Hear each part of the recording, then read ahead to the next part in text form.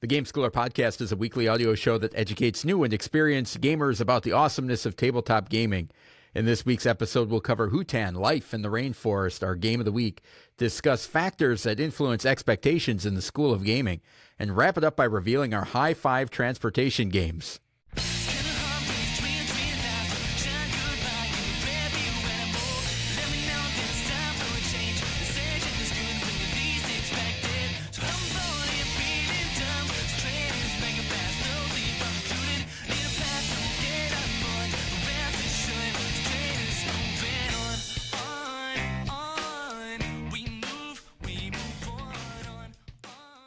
Welcome to the Game Schooler podcast. I'm your host, Doug Kotecki, along with my co-host, the esteemed Dr. Michael McCabe. How's it going, Doctor? What's happening, Doug? How are you? Oh, I can't complain. Things are going pretty good. I got very little follow-up, very little in what's awesome. So I'll send it over to you. No, that's great. It's hard to believe, 218, just week after week, we just keep making the show, and it's a lot of fun. Back in episode 215, which feels like 6 months ago, but it's really just a month ago, we spotlighted Cat Lady, a small box card game from Josh Wood and AEG, and I got a chance to teach that game to my wife this weekend. We were out and about and at a board game cafe, and that was one of the games we played. It's such a solid game combining set collection and drafting, and I just wanted to follow up on that. So I'm glad that we spotlighted that small box card game from 2017. You know, it's a good little one. I see it out there on the secondary market. I was at Noble Night last night. I saw it at Noble Night, and I thought, man, that is a good little game for especially dollar for dollar for what you get. So just wanted to follow up on that. Yeah, no, great stuff there.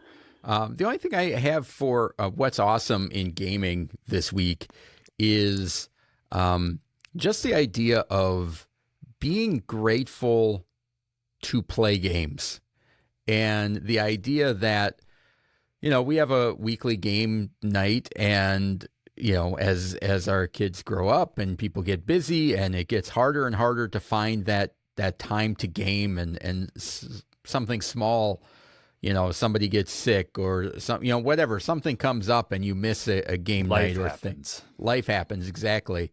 And just to be appreciative of the time that we do get to game, no matter how often or little that you do get to game, because I know there are some people that they're getting a lot of gaming in, and just appreciate that you're able to do that with your life and the season that you are in life, and appreciate it, because there are people that they're wishing that they could game more. And just appreciate it every time it happens. So that's the only thing that I wanted to kind of touch base on of what's awesome, or something I've been thinking about. Well, it connects directly to what's awesome for me, Doug, and that's playing games and replaying great games. I've gone back recently and played some of my favorites that were new to me within the last 6 months. And I know it sounds obvious, but for us with our show, you know, I could find myself churning through games pretty quickly. You know, we got to get on to the next one. We have to have something in the queue for a spotlight, something in the queue for a game of the week. Do we have 3 games to be able to talk about? And I've just gone back and revisited some games. They're not necessarily new, but they're new to me. And making that conscious effort to get it to the table or to go out into the community and play it. And that has helped me to get through some of those lulls in gaming that I think I can be susceptible to,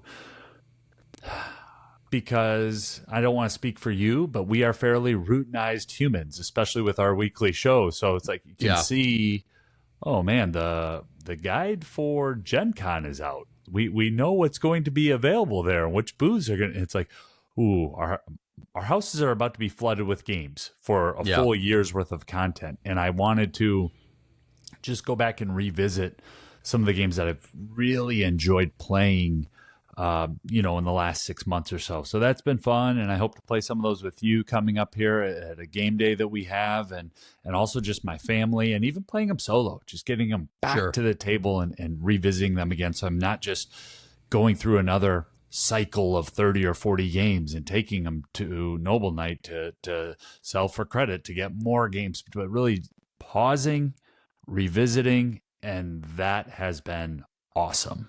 Yeah, appreciating what you have, not always looking So toward the future. it's not like we text about that either. I mean, being candid and clear, No. we're very similar. What's awesome with gaming. I just Yeah. have one other thing. Sure. I think those lulls are very natural, and I know, Yeah. like for me, this is that, and it's really only about a 2 or 3 week window, but that 2 or 3 week window in the year. Because my other hobbies are here, right? I'm watching the Cubs, I'm watching baseball, I'm watching NBA playoffs every single night.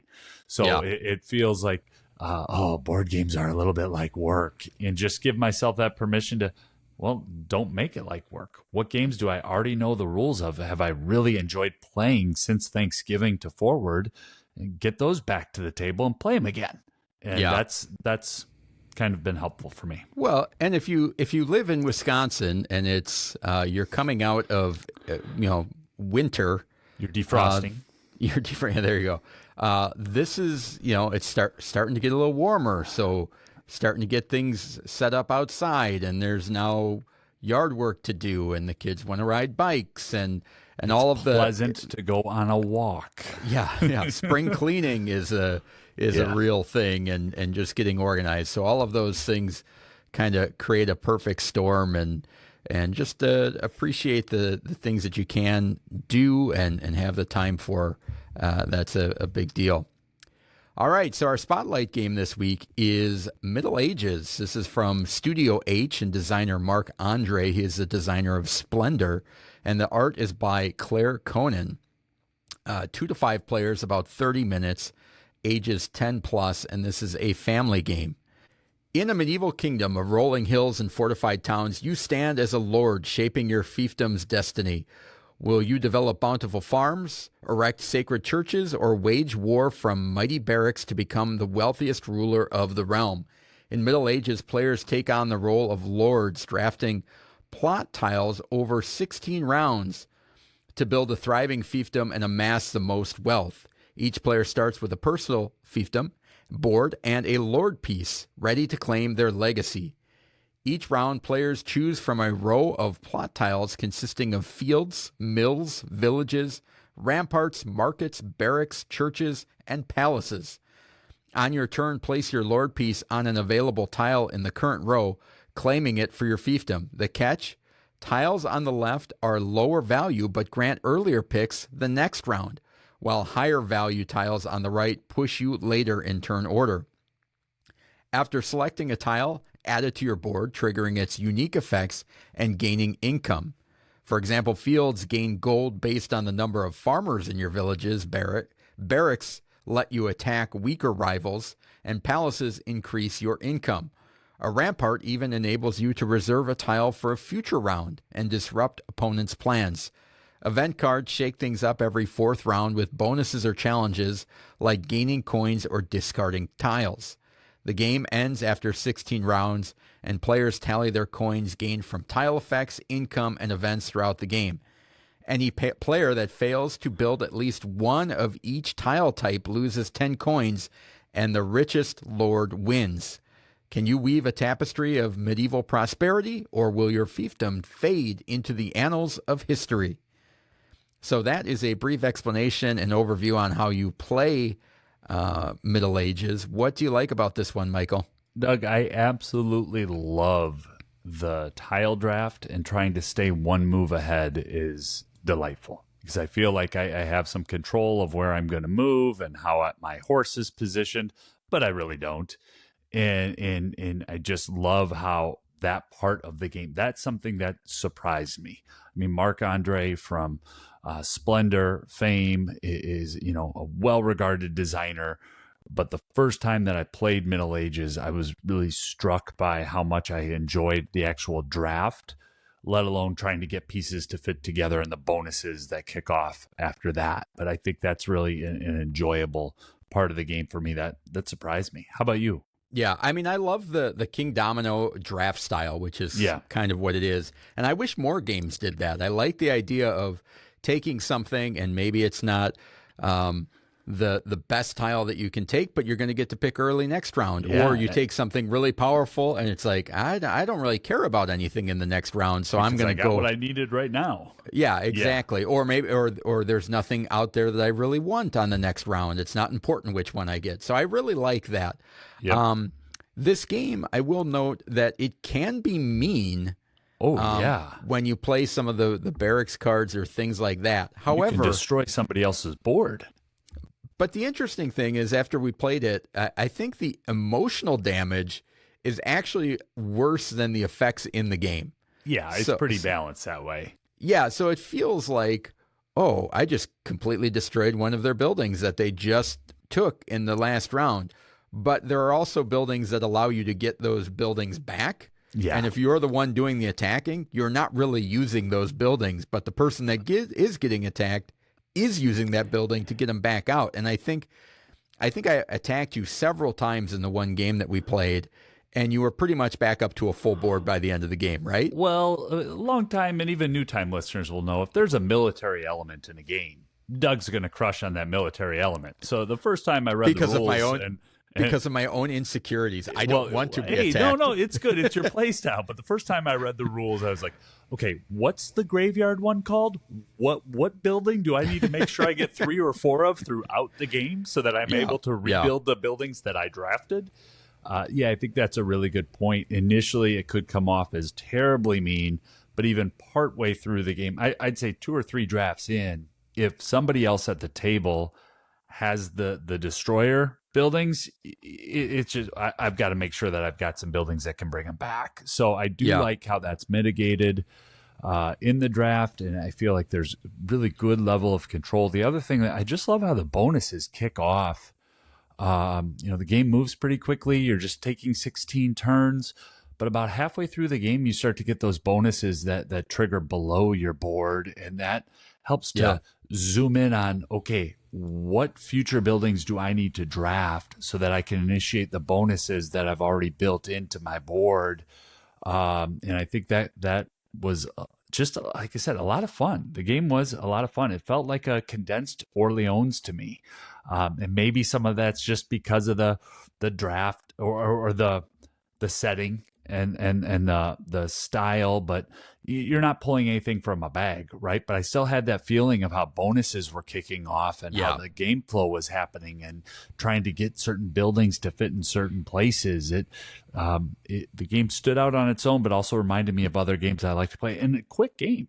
I mean, our 2-player game was a half hour. Is that right? Is that right? Sounds about that's right. what I recorded it as. And yeah, it definitely shares some connective tissue with Splendor, that's for sure, as far as the combos and efficiencies are concerned. As far as the attacks, I wonder how kids would handle that, if that's a kind of a deal breaker. Of course, with everything, it depends on your kids. I can see why people really like this game, and I think it might be a really good step up from King Domino. If you're looking for a game that has the same draft style, but you kind of want to ditch the spatial aspect and do more engine building and kind of building your tableau, this is the great next step up from that, right? Yeah, I think that's an excellent comparison. For me and my house, just speaking strictly, and my house, our collection, this game sits alongside like a Seven Wonders Architects. And just hear me out here, give me a little bit of latitude. Games are very different. But in terms of a flow, fast-paced game, what can we get played on a weeknight under an hour where everyone, if we've played it once, they know the rules? Middle Ages is a little bit meaner. It plays like some of the competitive card games that we have in our house, but at a board game level. So at the same way, I don't want to overemphasize that. I don't think it's any meaner than a Ticket to Ride. I really don't. Same way that you could cut off someone's route and do this and do that. Well, there's a little bit more deliberate. Yeah, I mean, you're destroying buildings, but you can also defend against that and bring those buildings back just as easily. Now, did you find the Easter egg that I left you in your copy? He's looking right now. I had to film this and then I had to give it back to Michael, and I gave him a little Easter egg, but he probably isn't even going to know what to look for. No, he kept parts of he wanted the coins punched back into the cardboard for storage. like Ooh, a weirdo. Doug, what is this? Nope, that's not it either. No, not a little Gamma promo? You might need to look at your little guys. Did you glue it back together? I glued it back together for you. My little man fell apart in travel over to Game Schooler headquarters, and Doug politely glued him back together. Glued his leg back on. Look at you. Oh, little horseman, you're good to go. Thank you, Doug. Very nice. No problem. That's what friends do for each other. All right. So that is our spotlight game this week is Middle Ages. One other thing before where do you think this game fits best? I know that's more of a game of the week question, but where would you play this and who would you play this with? I would play this in this was not going to be a family game for me. It's not a game that my family would sit down and play, although complexity wise and by our criteria, it would fall under a family game. Sure. For me, this is the game that I would play with folks that come to game night every 3 times a year. So they're familiar with tabletop games and their game. They've come to a game night. They're not worried, but if they're not playing at my house, they're not playing games on their own. This is the group that I would play that with. I wouldn't. I think it's great if you're, really deep into the hobby. I don't know that it's awesome for beginners, but if you're right in that medium area, is where I would play it. How about you? Yeah, to me, this is a convention library superstar. And I know that's hyper specific, but in looking at, okay, we've got, hundreds of games on a wall here. What game can we get played in under an hour? Can we get it up and running? Ooh, Middle Ages. And I think we're both threading the same needle there, right? You're playing with gamers. You're playing with people who like to play games, and it stands out. So yeah. All right, so that is our spotlight this week, Middle Ages from Studio H. All right, want to remind everybody to watch, subscribe, and like the YouTube channel. And if you're looking for overviews and videos, see what the games that we talk about look like on the table, check out our YouTube channel because each of these videos has 2 of them are coming out every week with the pieces being moved, and you can kind of see how the game looks and works on the table. So check that out. Those headlines are generated by Doug, ladies and gentlemen, boys and girls. Those are not ChatGPT or he's throwing them into Grok or anything like that. He is doing that work on his own. So you can see Doug's past life as a theater major and stand-up comedian really come to good use with our headlines. Yeah. Spread the podcast, leave a review on the platform of your choice. We appreciate that. If you have any questions, reach out to us, email at gameschooler.com. We'd love to hear from you. Now let's move on to the game of the week.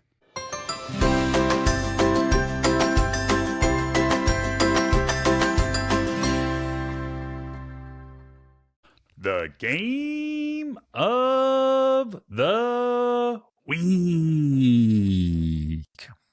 The game of the week is an in-depth look at a family-friendly game we think you should try if you get the chance. This week's game is Hutan, Life in the Rainforest. Designed by Asger Harding Granerud and Daniel Skold Peterson. Art by Vincent Dutrait and published by The Op. This is a 2025 release. Playtime of 30 minutes. 1 to 4 players. Ages 8+. This is a family game. And is the third game of the week featuring the design duo. Doug, give us an overview. All right. Venture into the lush heart of an Indonesian rainforest where vibrant flowers and towering trees create homes for majestic wildlife. In Hutan, Life of the Rainforest, players become conservationists, cultivating a jungle patch to attract iconic animals and build the most thriving ecosystem. Each player starts with a personal rainforest board featuring 4 segments of jungle terrain divided into regions of various sizes. Players take 2 turns each round drafting a flower card from a central market pool. Flower cards feature vibrant flowers of 5 different types and colors. And after drafting a card, you're going to grab the corresponding flower tokens and place them on your board, either next to existing flowers or on top of matching flowers to grow trees. When a region fills with trees, the final tree transforms into a habitat, welcoming a magnificent animal like an orangutan or Sumatran tiger. The challenge lies in strategic placement. Animal tokens are limited, and you have no idea what flower tiles may come out next round. The good news is that animals fertilize neighboring spaces, letting you place extra flowers and boosting efficiency. But beware, incomplete or mixed color regions score negative points at the end of the game, so plan carefully to avoid a tangled jungle. The game ends after 9 rounds, and players score points for their animals, completed regions, and ecosystem goal cards during the advanced variant. The conservationist with the most points wins. So can you cultivate a thriving rainforest teeming with wildlife, or will your jungle dreams wilt under the canopy? So that is the overview of the game, Michael. What do you like in the gameplay aspect? Yeah, I found this game really easy to grasp and tremendously difficult to master. As the game opens up and I try to complete one of those 4 areas, I can see a few different options, and that adjacency requirement for placing the flowers really limits the think time. And so it's like, okay, 2 or 3 obvious options. I'm going to choose that one. Yeah. So having those few options, for me, this was a simpler to understand and quicker Acropolis, and a game that I also really, really enjoy. But boy, I don't grasp games as quickly as you do oftentimes. If there is a Mensa member among the hosts, you're definitely the member. And this was a game that it was easy to jump into and really just dive right in and pick up. And okay, I'm going to take a card, or I'm going to take the first player. And now I'm going to play while you're drafting your card, I'm going to place my flowers on. Oh, it's my turn again? Yeah. Those are some of the things that I liked about it. How about you?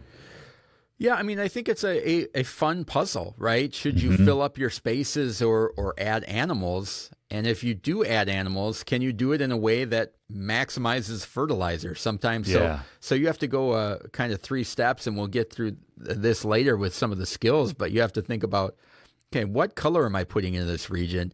Can I fill this region up? I need to now get trees in all of the region. Oh, and make sure that the last tree that I put in is in an optimal space so that when I put the animal there, it's going to help me, and I can maximize the benefit of that. That sounds all very complicated, but it's not while you're playing. And I think this lives in a perfect zone between casual and crunchy, right? It can be picked up easy and quickly, but it doesn't get boring. Yeah. I mean, we wanted to play this game again immediately, and it's funny. And we did. 2 times. 4. And it's funny because you play it once and you're like, oh, I think I've got it. And then you play it the next game and it's like the puzzle doesn't get easier. It stays constant every game because you don't know which flowers are going to come out, how many of them are going to come out. And it's like, you might be trying to fill up a region with blue flowers. And it's like, there's not enough blue flowers coming out for you to do that, at a certain point in the game. So that's what I love about the gameplay, is that it's casual, but it's thinky, but it moves fast. It's like a game of multitudes. It just has various aspects to it that seemingly contradict one another, but work perfectly. Yeah, you said a lot there. And first time we got together on a Sunday to play a bunch of games. We were going to get through some games that we wanted to play, not necessarily needed to play to quote unquote review, but that we wanted to play. And Hutan was the first game we played, and the second game we played, and the third game we played, and the fourth game we played. And for our listeners and viewers, that is strange. Yeah. That is very strange. In our 5 years together, there might be 2 or 3 games that we have done that with. Typically, if we play a game twice in a single sitting, even if it's an awesome game, we'll come back to it the next day, the next week. We have other games that we need to play and visit. Yeah. And so that's what I mean. When I say the game was simple to grasp, there's also an engagement element there that I just wanted to keep playing it. I wanted to Oh man, yeah, I'm happy with the animal I selected, but man, it only led to one flower. Oh, I got to go find a different animal and make sure that it kicks off and gives me 3 or 4 flowers. So there's that sense of attempting to master the game that I'm playing that I found very enjoyable. Yeah, I think I really love what the op is doing with family and advanced variants. Okay, say So more about that. So there in this game, and they've done it in a couple of their past ones as well, is that there is the game with the rules is written. Then there's also a lighter family variant that either takes some rules out or changes things.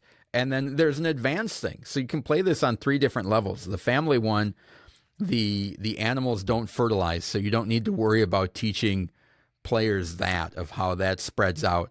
And Gotcha. it doesn't So what do they do? They're just there for end game scoring in the family one? correct. Yep. Okay. Yep. And then you don't get negative points for mismatched or not filling up a region. Which is huge because that first time you play through, if those negative points are like a punch in the face. Killer. Yeah. And you're just like, ooh, I got to try and prevent that going forward. It's very hard, hard not to do. But then there's an advanced variant as well that includes ecosystem cards that are essentially there's 25 and 24 in the box. Use 5 during the game, and they're end game scoring rules for ecosystems. So different objectives that you're trying to reach. So I appreciate that in there because it's kind of like getting 3 games in a box. I can play this with my 9 and 10-year-olds and my wife in the family mode. That's interesting. I can play the regular game with gamers and sometimes people more familiar with it. And then if I've got a hobby game group, I can throw those advanced things in there and have 3 different games ready to go, depending on what group I'm playing with. And there's not a lot of games that do that, but I feel like the Op has done it a couple times here with some of their last bigger releases. Yeah. And it also plays solo. So if I want to play the game just for me or play the game to review it, so I remember, how the structure of a turn and the drafting and things like that, I could do that as well. Can we keep it moving here? Is that right? What do you got for the production? Production's incredible. I mean, for what's in the box, you've got the wooden pieces, you've got, really nice flowers. I think I asked you, did we get a deluxe upgrade kit? Did our friends at the Op send us a deluxe upgrade kit? And if I recall correctly, we did not, right? That's just what comes in the box. So I was more than impressed with the production. I thought colors might be an issue when I first saw this one. That's why I had it on the want to play list. But I was hoping to play your copy first. But colors were not an issue. It was just really good, clean production. Yeah, I think the Op is doing a really good job of hitting the sweet spot of what a modern production should be. It's not overproduced, but it still includes quality components, right? So it's kind of threading that needle where sometimes you get a game and it's got all these fancy bits and stuff, but it's like, I also don't want the $70 price tag that comes with it. And I also don't want the $25 price game where everything is cheap and chintzy. And it seems like they're doing it really well. They've been using like cardboard inserts that you punch out and put together and keep everything sorted. They have something similar in Gnome Hollow. Yep. I want to say Aqua had that as well. So I think they're doing a really good job of like I said, threading that needle between cost and value. And Vincent Dutrade art also, you can't go wrong with that. And so the Op also had another game with Vincent Dutrade art called the Art Project, ART Project, and similar feeling when you get an artist like that on a box like this. It just gives it that sense of, wow, there's a lot in here. There's a lot in this box. So anything to be aware of on this one, Michael? Yeah, just a couple things. It'll get messy. and perfection is unlikely. So I just want to share that with our listeners. There's some stuff that's happening here as you're drafting cards and you're getting your flowers out. And I'm really talking to our parents and our educators if they're thinking, oh, I want to get this on the kidney table in the classroom, or I can't wait to play this at home. If you're playing this with kiddos, you're going to be managing some things as well, especially at that lower age, that 8 to 10, even 11, 12 years old. If you're somebody who really likes a nice, tidy space, this one could get a little bit messy, not like with paint or little fussy things, but there's some big flowers that are going to get thrown around on the table with the stacks of cards. And then the end game scoring, you just need to be prepared to do a little bit of computation. Those are the only two things to be aware of for me. How about you? Yeah. No, the only thing that I have is that be aware of those negative points. And I think if you're playing with younger kids, don't be afraid to do that family variant first, because there's a good chance that your completed regions will get zeroed out by your negative point regions. Your first game. We're speaking from experience. Yes. So just to be aware of that. So it can be a real punch in the gut when you get to final scoring and you're like, wait, I have how many negative points? That the same amount as my completed regions, and that I obviously it made Michael and I want to say, let's try that again. Yeah. But at the same time, I can also see somebody having that happen to and being like, well, I just don't know how I'm ever going to do this, and be done and disappointed. And especially if you're the one, if you're introducing it and you've already played and you kind of had that wrinkle already, that could be tough as well. If you're familiar with how penalizing that can be, and you're playing with first time players and they don't, and they're just like, oh, you only got negative 5 points and I got negative 25 points. Yeah. So just be aware of that. But that is somewhat of a hallmark with this design team, right? Yeah. In the two games that have been games of the week in the past, Deep Blue and Heat, not that they have negative points, but in the racing game Heat, you can get punished if you don't play your cards properly, right? Yeah. Things can go bad. They can. So it's I actually really enjoy that part of Hutan. I think it doesn't allow me to just spam one certain part of the board or focus too much on one part of the board. I'm glad you're bringing it up, because you had it in the first game that we played, and in the second game, I definitely got hit with a boatload of negative points because I had multiple regions that weren't completed, and I was shocked. I thought, what? I wanted to score higher than I did in the first game, and I scored 14 points lower. What did I do? Oh, I didn't pay attention over there or there or there.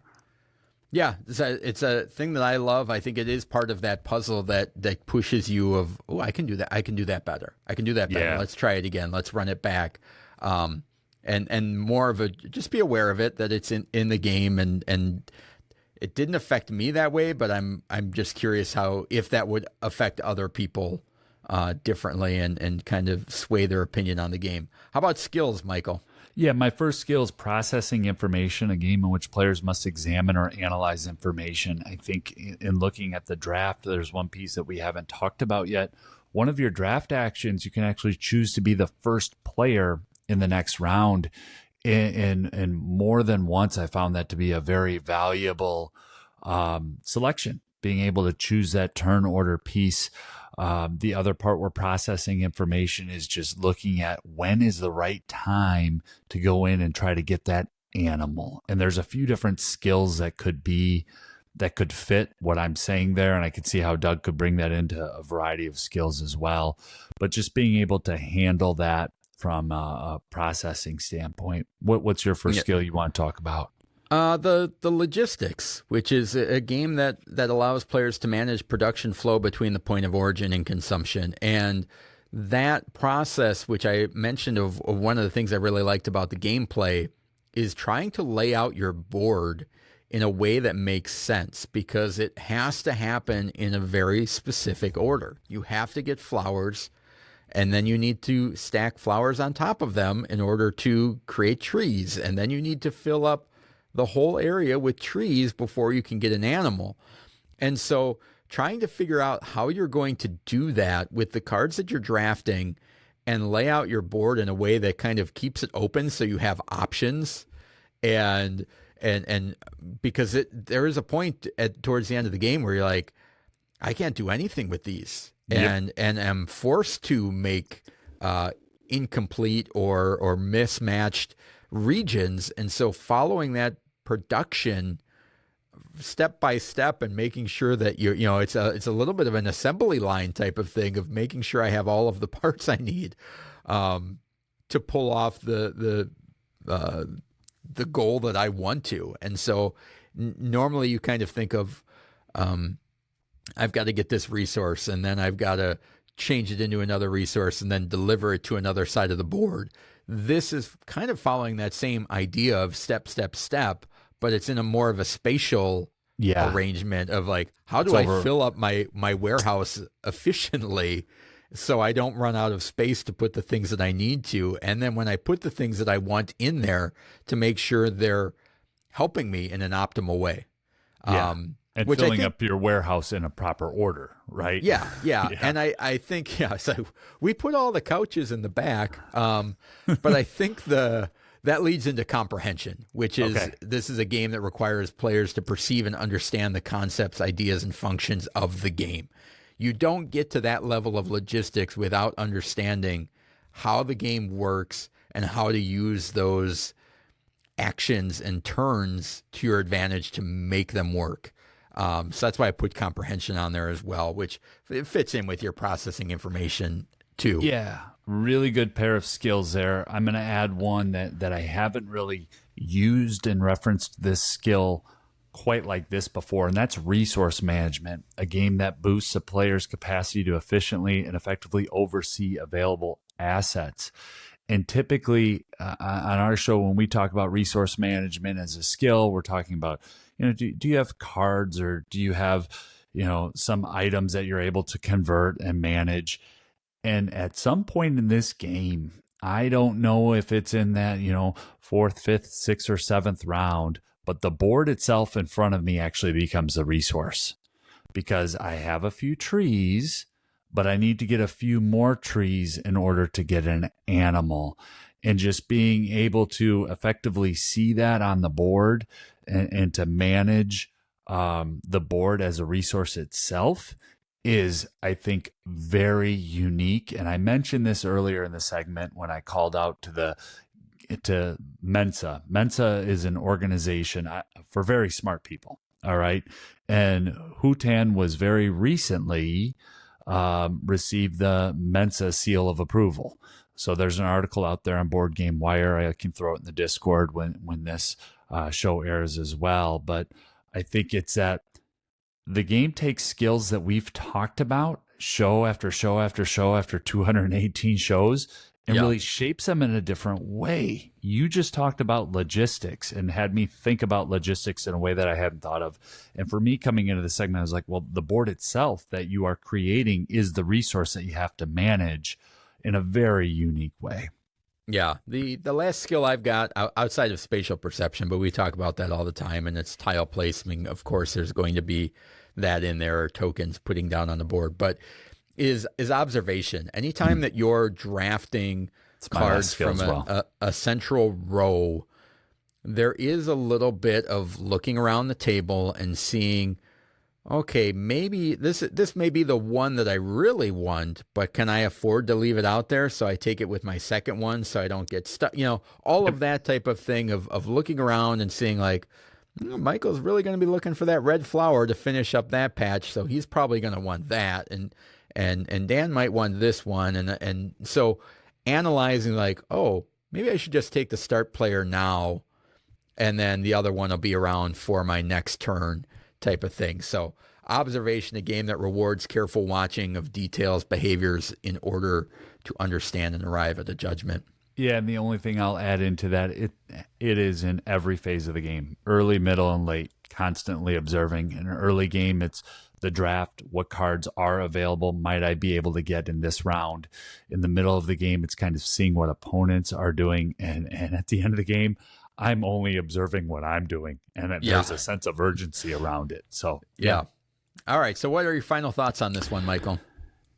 Yeah, my final thought for Hutan is the game is just coming out, and it's a bit early to put this type of pressure on the game, but it feels like an award winner.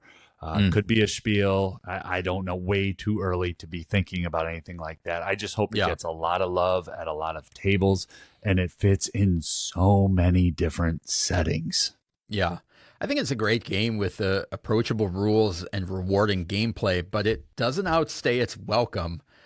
And yet at the same time, it has enough variety to keep it fresh from game to game. And that's whether you're playing with new or experienced gamers. And that combination of things is pretty rare in a game to kind of fit all of those things together.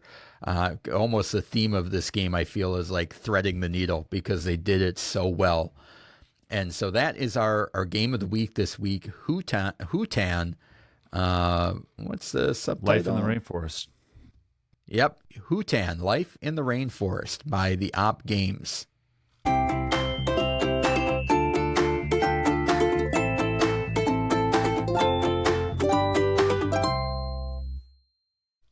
The School of Gaming. In the School of Gaming, we discuss concepts, keywords, etiquette, and helpful ideas in the world of gaming. This week we ask and discuss factors that influence expectations. Yeah, I think this topic, I could be wrong, stop me if you disagree. Wrong. Came out of some experiences we had where either one of us or both of us played a game and didn't like it, but couldn't quite put our finger on why we didn't like it, and ultimately kind of settling on some of the expectations as maybe being what was the problem. Am I remembering this correctly? Correct. Or is that the approach that you took for your? Oh no, yeah, your no. notes? I had a 5-prong approach, and then kind of 2 other things that added on to it. I'm excited for this conversation, and I think that should we just jump in? Yeah, go ahead. For me, the factors that influence expectations, kind of the four factors. Designer, and I know that's not for everybody, but for me, I look at that, I think about that. I mean, if you just listen to the last segment with the School of Gaming, that design duo, if they create something, I'm going to want to see it and play it. The publisher, reviewers, what are others who, especially those who do this for a living, that they pay their mortgages and pay their child's education based on their board game reviews. What are they saying about it? And then the 4th factor is hype. What is the hype around it? And I can say that I don't want that to influence my expectations. Or lack of. Correct. But that can really influence my expectations. You know, if Stonemaier puts out a game, I can get caught up in that hype and think I've got to be in their web store on the first day, or it's going to sell out and I won't get it. It won't come into my house. I won't be able to play with my game group. And I've done that in the past. Yeah. So those are kind of the 4. I have a few other things to take into it as well, but I want to send it over to you. Yeah, I definitely have the abundance or lack of pregame hype. Certainly, whether you want to get it to the table or not. You know, if everybody's buzzing about a game, sometimes that adds a little bit of, ooh, we should get this played. Yep. If nobody's talking about a game, you're like, is there a reason people aren't talking about this? Are we the weird ones that really like this? So that kind of general hype or lack thereof, I think, makes a big difference. I think recommendations from friends, you talked about reviewers and things like that, but I think recommendations from friends and people that people in your game group, those can influence expectations, sometimes in a good way, sometimes in a bad way. Yeah, and for me, that can influence whether I want to even get a game. it is the game group. I had that as a whole nother category Sure. of, from an expectation standpoint, am I able to get this to the table to play it with you and to play it with our friend? Or is it 3 hours? Are there 300 bits? And is it $300? It's kind of Yeah. like the rule of three. If it Yeah. falls in any one of those three categories, if it's 3 hours long, $300 and 300 bits, that's not going to make it to my game group. So just forget about that. And that takes me to my last one's cost. It does influence my expectations for a game. If a game costs more than $60, I have some expectations for that game that I feel must be met. Just on the production value or the actual game? Gameplay, man.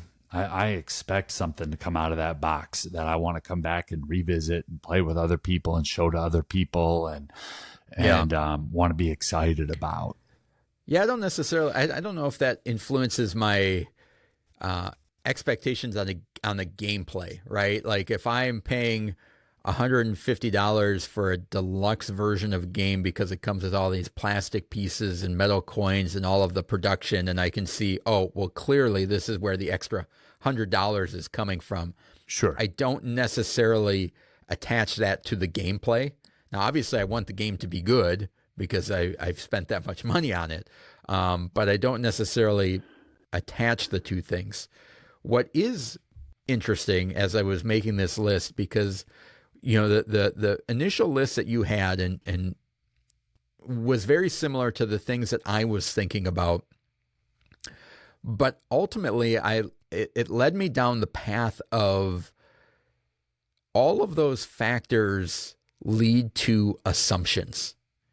And that to me is the biggest factor that influences my expectations, which are assumptions, whether they are right or wrong. And normally some of my bad experiences come from making the wrong assumptions.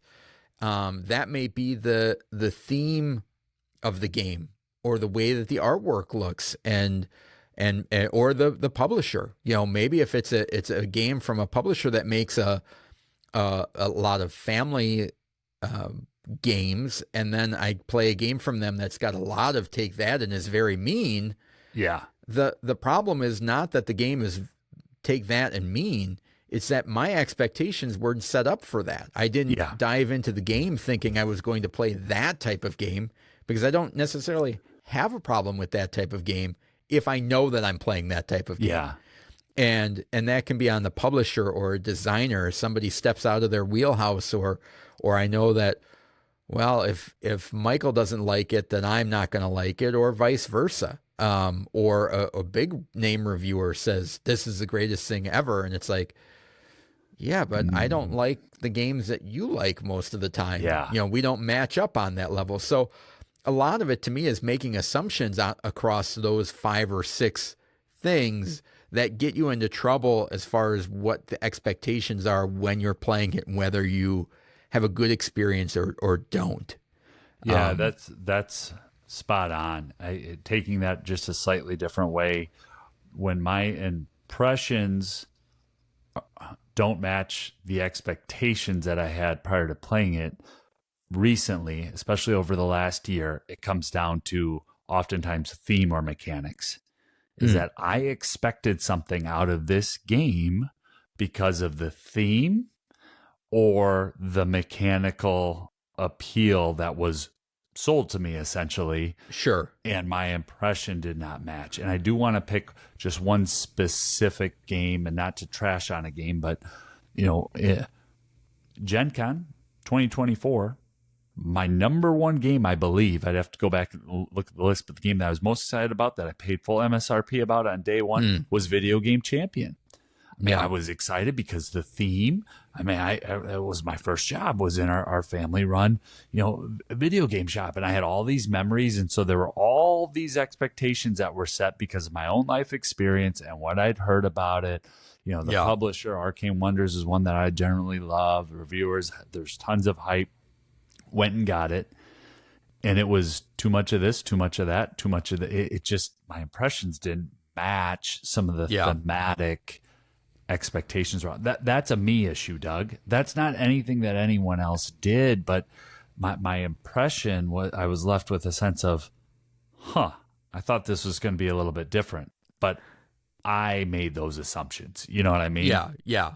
Well, it ultimately comes down to assumptions, and I think there is a hiccup that happens every once in a while, which is, and games do this, and certainly we do it in our overviews, is sometimes you're creating a world as a marketer, right? That is like, oh, and for just keeping the video game champions thing is like, oh, you're a kid playing games and collecting them when you're young and renting them. And yeah, I was. I remember that. Yeah. And you create that nostalgia and that world. And then, but then it's like, loosely, it's kind of like that. But I didn't feel like I was playing those games. Like I didn't get that feeling that they told me I was going to get based on the description. And so it comes from that, the world building that sometimes happens as far as how do I market this game, or what is the theme. And sometimes there's a game that the theme is matched up so well with the mechanics and the mechanisms of the game that you're like, God, I feel like I'm doing this. Like I'm actually this person. And sometimes it doesn't, but you still have to kind of create the same story regardless of what type of game it falls into. So I think that happens sometimes too with the marketing. Yeah. Anything else? I mean, to me, like it ultimately comes down to the assumptions. Every time I look at it, it's like, ooh, I was expecting it to be this type of game. For whatever reason, maybe artwork, maybe a reviewer, maybe hearing somebody else talk about it. And then you play it and it's like, I did not get that impression at all. And I didn't like the impression that I got, but maybe if I went into it with the right expectations, I would have really loved it. And it's kind of like Pandora's box. You can't put it back in once you've had that experience, which is unfortunate. Yeah, I think just talking to new gamers and anyone who's listening who's in the midst of new gamer enthusiasm, it's okay to not like the same games as people in your game group or your family or people that you look up to that are bringing you into the hobby. Disagree. It's okay. No. It's okay to develop your own sense of expectations. And for me, it took a long time to get there. Yeah. And I think that, that's all right to not have expectations met or to have them exceeded. And I just think that that's very unique in our hobby, that you can have a game that works perfectly for you, Doug, and I can't stand. And the absolute inverse can also and is also true. A game that works perfectly for me and a game that you cannot stand. And that's just the hobby. Yeah. Well, and for as many games that we've had recently where you're like, I was expecting something different than that. We've also had just as many where it was like, I was not expecting anything out of this game. Yep. And it's that might be my new favorite game. Like that type of dichotomy is there as well. So let us know on the Discord or reach out to us email or comment on the YouTube video of the podcast and let us know what kind of expectations you have, what influences them, and whether you've been surprised or disappointed by some of your expectations. We'd love to hear from you. Now let's move on to the high five.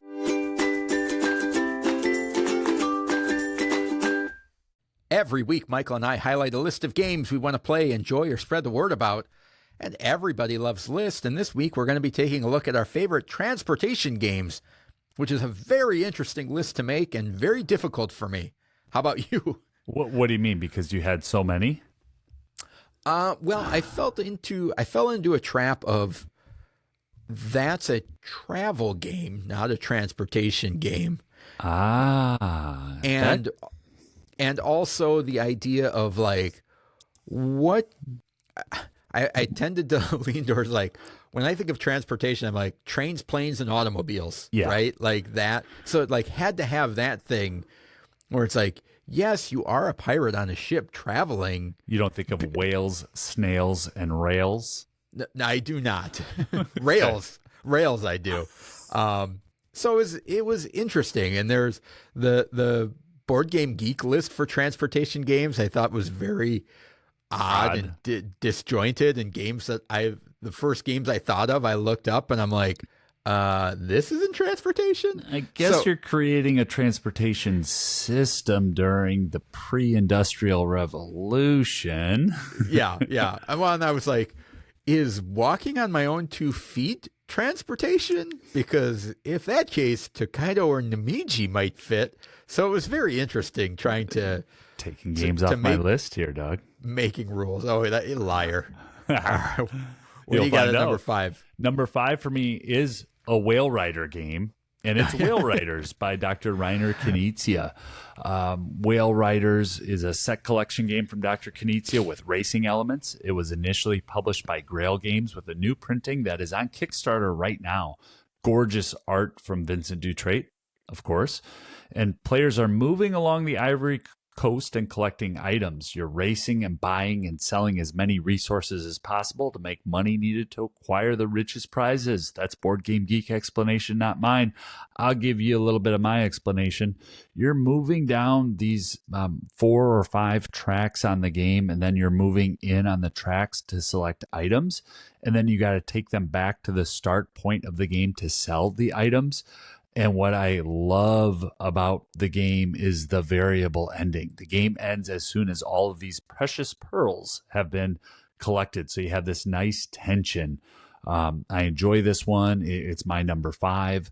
Whale Riders, I will admit to our listeners, it's one that I tend to enjoy more than a lot of people I play it with. There's just something about being able to move down and to move in on the tracks and try to figure out how to get back, and always trying to be one step ahead of the people I'm playing against. Released in 2021, and like I said, there is a new Kickstarter from, let me get the name of that company while we're on it. Ape Games, APE Games has a Kickstarter going right now. Yeah, this was one that was on the list, I believe, of transportation games. And you're riding a whale, Doug. Are you? Yeah. Does it feel like you're riding a whale? Doug, the name of the game is Whale Riders. I know. You are riding a whale on the Ivory Coast. If this is not a transportation game, what is? I don't know. That's the crux of my entire high 5 list. I don't know what a transportation game is. You put this list on the sheet. I know. This is one that I'm going to win here. Whale Riders, a transportation game from Dr. Reiner Knizia. What's your number 5, Doug? I don't. I've got nothing to say. I don't know. What do I do with my hands? Whale Riders, the card game, on here just to spite you. Okay? Yeah. My list. Number 5, Whale Riders. My number 5 is Mass Transit from Calliope Games and designers Chris Leader, Kevin Rogers. Came out in 2021. This is a card-playing cooperative game in which you are trying to get 6 workers out to their homes or the suburbs. And you do that by playing cards out that extend different tracks that you can move along, and you can't communicate with one another. So you're playing cards down and hoping that you can get all 6 of those folks back home from work. So that is my number 5, Mass Transit. Clearly they're riding a whale on the box, so it must be. When we get done recording, I'm probably going to go hop on that whale ride down to Janesville, see if I can pick up some groceries from Sam's. Yeah, you should. You're going to ride a whale on the Rock River. Yeah. All right. Notice no pushback on Mass Transit other than it's on your list. Okay. Oh, because it's a transit game. It's a transportation game. Number 4 I wish all of the games on my list were as easy enough to put on and justify as mass transit. Number 4, I interested to hear Doug's take on it. It's a recent game of the week. Awesome game with a recent release from Hachette, and that's Expeditions Around the World, 1996, Wolfgang Kramer. If you want to hear more about it, I do encourage you to go back and listen to episode 190. It's also gotten picked up recently on other shows as well. But in Expeditions Around the World, you're placing one of your markers down and you're trying to connect different routes around the world, and you can't go back. You can really only go forward unless you can figure out a way to make some glorious loop, which doesn't happen often. But that's my number 4 is Expeditions Around the World. We've talked about it quite a bit over the last 6 months, and you can check it out in episode 190. Great choice. Made my short list. It was one that I strongly considered. My number 4 is from Renegade Game Studios, and it came out in 2018 from designer Daniel Solis, and that is Junk Orbit. And I put this on the list because I felt like one of the things I really wanted to focus on or felt like was important was like the idea of movement. And in Junk Orbit, you're moving around the planets, picking up junk, dropping it off at other planets, and really felt like you're moving. What are you laughing at, Michael? That is no different than riding a whale up and down it's a the spaceship. Ivory Coast. That's real transportation. You're in a spaceship. I love your choice, though. I do, and it was on my short list. I figured you'd have it on your list. Back to you, Doug. Just flawed logic in this segment. I know.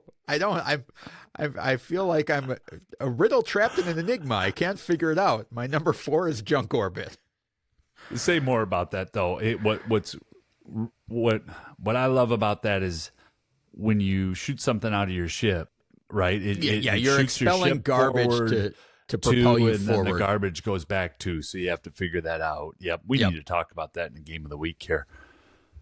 All right, sorry, got a case of the giggles here, having too much fun with my friend. I can guarantee you this will not be on your short list because I'm pretty sure you hated the game. I loved it. It was a 2014 game that also had a recent reprinting that our friend had crowdfunded and brought over. And this is Zaya, Legends of a Drift System, Cody Miller and Far Off Games. And in Zaya, you're a spaceship. Sandbox-style competitive space adventure is how the game describes itself. But each player starts with a ship, and it's not a very good ship. And you get to choose one upgrade with that ship, and then you're trying to upgrade your ship throughout the game as you're navigating your way through space. But the constraints are real. You want to go someplace, but you just can't get there because there's things in your way, or your ship doesn't have the right upgrades. Trapped in a vortex for 5 turns in a row. or the rules weren't taught to you properly, and you're trapped in a vortex for 5 turns in a row while everybody else is just managing to upgrade their ships and have a good time. It's a hobby level game. It does play in 1 to 3 hours. Board Game Geek says our game played about 2 hours. But if you like hobby level games and if you love space games, it's a cool one to check out if you get a chance. And there's a recent printing, like I said, so it's out and about in the world. I just saw it at Noble Knight last night as well. That's my number 3, Zaya, XIA, Legends of a Drift System. All right. My number 3 is another one of those that just like, oh, that's got to be on the list. And that is Get On Board, New York and London, which was originally released as Let's Make a Bus Route. We talked about Get On Board in episode 86. It was published by Yellow in 2022 from designer Sayashi. And this is one, Sashi, yes. And this is one where you're making little tracks and trying to collect students and workers and deliver them where they need to go and make a bus route essentially around the boards. And there's a double-sided board with New York and London. So a great little game there. Again, we went into great detail on episode 86, so check that out. All right. And my number 2 is a theme for me, Doug, with my list, a lot of 2021, 2022. So I don't know if that's just when the games were coming out or if those were the games I was playing. Those were the years of transportation, Michael. Years of transportation games. But Autobahn 2022, Fabio Lupiano and Nestor Mangoni. This is a hobby-level game published by Alley Cat Games. In this game, you are playing cards out of your hand to take actions such as building roads, delivering goods, and trying to move up different prestige or bonus tracks. It's a fantastic hand management game in which players are building the Autobahn over eras, and each era reveals a new part of the board which players can build into. This is a game that I had in my collection, played it solo, and I thought, I'm not smart enough to ever teach this to another human, and I traded it away. And then about a month later, it's like, man, I really want to play Autobahn, and I got it back in the trade. And there's some cool things that are happening in it. Again, I think that for me, the barrier and the impediment is the teach. This is a hobby level game that I have no interest in really teaching other people. And I know that sounds bad, but I do know my limits because there's so many different things that are happening on the board. But once you get the game down, it's really just playing cards out of my hand. And the cards are going to give me an action or allow me to play into a specific space. And I really do enjoy building that map out. So that, and then the other thing that I'll say, and not to get into like the FOMO, but the deluxe version has just these really cool little pieces, wooden pieces with screen printed delivery trucks for your specific goods. So it's one that I've had some fun with playing solo. Autobahn. All right. Yeah, that's a great choice for the list, Michael.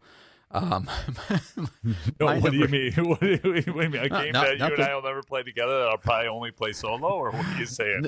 No, in comparison to Whale Riders. Doug is, this is a first, folks. Episode 218, Doug is complimenting me on a 2-hour hobby level game that I'm not smart enough to teach anybody compared to a family level game. Yeah. So both are gems. My number 2 we talked about in episode 175, and that is 10 Days in the USA. Originally came out in 2003, and the reprint came out in 2024 from the Op Games, Alan R. Moon and Aaron Weisblum. This is a game that even though you're never putting anything out onto the board, you are constantly thinking about traveling and transportation of, I need a van so I can get to this base. I need a plane so I can get there. Oh, these places are right next to each other so I can go there from there. Better description in episode 175, but certainly straddles the edge of transportation and travel. But I felt like when you're desperately trying to get plane and truck cards, then it falls into a transportation game when those are the things that are important to you. So that's my number 2, 10 Days in the USA. Yeah, that's a great choice. I can't believe that slipped my mind. That's a good one. Certainly a transportation game. My number 1 was on Doug's list in his number 3 spot, and that's Get On Board New York and London 2022 release. The only thing that I'll say about it as well, this there's something very frustrating that happens when the route doesn't go the way that you want it to, because if you run the route into itself, the game ends, right? Or there's what? Or do you just lose? I think you just lose, like right? Centipede you're style. Yeah, eliminated. Reminds me of Snake all the way back 20 years ago, 25, 30 years ago now, a Nokia phone. Anyway, Get On Board New York and London's a fantastic game that has stayed in my collection over the last 3 years, and I love showing it to people. So this is at the number 1 spot for me because it's the opposite of some of the other games on my list that, I might like more than others, or is a 3-hour hobby game that I only play solo. Get On Board New York and London continues to come to the table, a game that I want to show people who might not play a ton of games, but you're only going to get 12 turns, guys. And in your 12 turns, you're trying to get the granny delivered over there. You're trying to get the business person or the college student delivered over there. And you can really get people hooked and engaged on what's happening. The just vibrant art from Monsieur Z, great little design by Sashi, and really one of my favorite games from 2022 and even the last. I have it ranked as a 9 out of 10 on Board Game Geek, and it's sitting at a 7. I just enjoy it. It brings me joy, and certainly a transportation game. All right. My number 1 is another Alan R. Moon game. So he's got 2 in a row for me. And this one I specifically picked Ticket to Ride Europe, which came out in 2005 from Days of Wonder. And the reason that I picked Europe is because it adds some other elements to the game. The tower? That I think, increase the level of transportation. So there are ferries to get from one location to another that requires locomotives in the route for sure.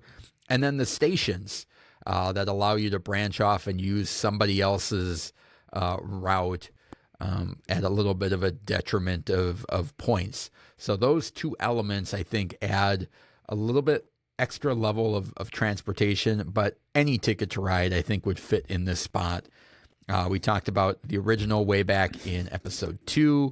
We talked about the junior version in episode 24 and the smaller city versions in episode 72. So certainly a game that we've covered a lot on this podcast.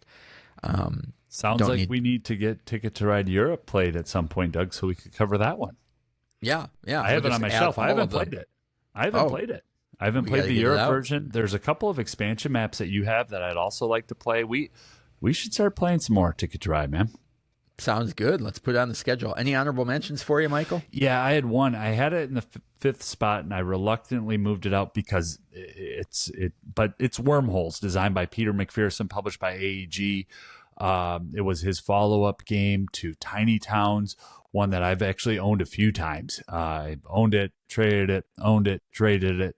You're picking up and delivering and transporting yourself in space. Go ahead. What do you? Nope. I'm just. We've had some memorable experiences with that game. Is that what you're chuckling about? I hope. Okay. No, I'm laughing that you are manifesting the game of picking up and delivering with the game. I know, but it's so meta. I really like, and then it leaves my house for a year or two, and it's like, oh, I'd like to, and I put it on a wanted trade list, and it comes back into my house, but it doesn't get played. So then it just keeps sending it out through the wormhole of the Postal Service. Good little game, though. All right. Let us know what transportation games you like, which ones we missed, how we should have classified that better. Doug's going to ride the whale to the grocery store. Probably, hopefully. I hopefully it's filled up with gas. Subscribe to the podcast. Follow us on X at GameSchoolerU. And again, we appreciate it when you like and subscribe and watch the videos on YouTube. And our Discord server, gameschooler.com/Discord, a great community over there. Awesome people over there, man. If you're a new gamer or if you've been in the hobby for a while, a great place to avoid the cynicism and asking questions and getting kind and thoughtful responses. So check that out, gameschooler.com/Discord. Yep. And I'm going to do a shameless plug to our YouTube channel. For those who are listening at home and you've listened all the way, I'm not going to tell you the shirt that I'm wearing. All that I'm going to tell you is that I'm following up on something that I said I would wear on our Discord channel, and also planning the Easter egg of what one of our potential interviews could be down the road. So it's crispy, it's clean. I needed to break it in and wash it once before we actually make that interview happen. But yeah, so if you're listening, go ahead, get to YouTube, scroll all the way to the end, and you'll get to see an awesome tee. Because boy, did you just put it on at the very end. I wore it the whole episode. Oh, okay. But watch the whole thing through. No, don't do that. Oh, okay. You'll see it at the start. Now get out there and keep gaming. All right. Next week, we're going to talk about Chronologic Paris 1920, Asymmetry awesome in games, the Alphabet series, the B games, and How Dare You. Thank you so much for spending the last hour or so with us. We truly appreciate it. Now get out there and keep gaming.